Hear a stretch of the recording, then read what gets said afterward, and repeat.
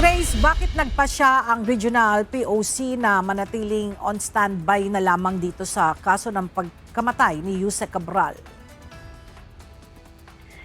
Yes, Ella, upang maiwasan nga ang anumang hinala ng pakikialam at mapanatili ang kredibilidad ng investigasyon, pinili ng Regional Peace and Order Council na ipaubaya sa PNP at NBI ang paghawak sa kaso ng pagkamatay ni Undersecretary Cabral. Ayon kay Mayor Benjamin Magalong, ang Philippine National Police ang nangunguna sa investigasyon na may suporta ng National Bureau of Investigation.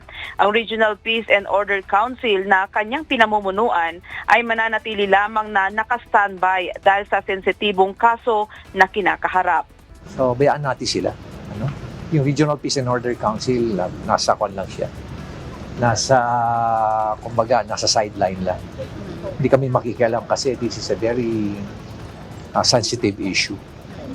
So, naghihintay tayo kung anong resulta nila. Binigyang diin ni Magalong na mahalagang hintayin ang opisyal na resulta ng investigasyon at iwasan ang paglabas ng konklusyon sa gitna ng mga umanong intriga at iba't ibang kwento kaugnay ng insidente. Aniya, noong gabi pa lamang ng insidente ay nagbigay na siya ng gabay sa mga pulis na isagawa ang autopsy alinsunod sa utos ng Department of Justice sa mga kaso ng kaduda-dudang pagkamatay. Bigyan naman tayo ng mga guidance natin sa ating kapulisan, especially dito sa pag-conduct ng autopsy. Kasi nga, ang dami ng mga controversies at mga, alam mo na, yung mga intriguing na mga stories na na-spin yung nangyari. Kaya, that night pa lang alone, talaga in-advisean ko na talaga sila na make sure na magkakaroon talaga ng autopsy.